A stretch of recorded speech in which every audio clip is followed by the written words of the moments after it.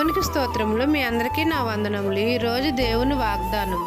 నీ నోట నా మాటలు ఉంచి నా చేతి నీడలో నిన్ను కప్పి ఉన్నాను. యెషయా గ్రంథము 51వ అధ్యాయము 16వ వచనము.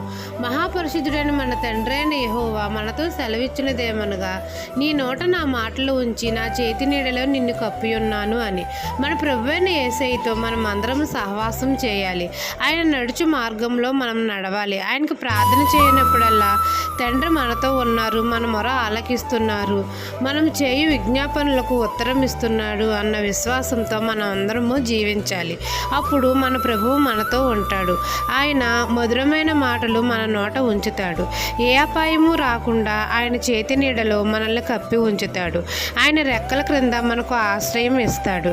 నిత్య సంతోషము మన తలల మీద ఉంటుంది. ఈ దిన వాగ్దానం మీ నా జీవితంలో నెరవేరాలని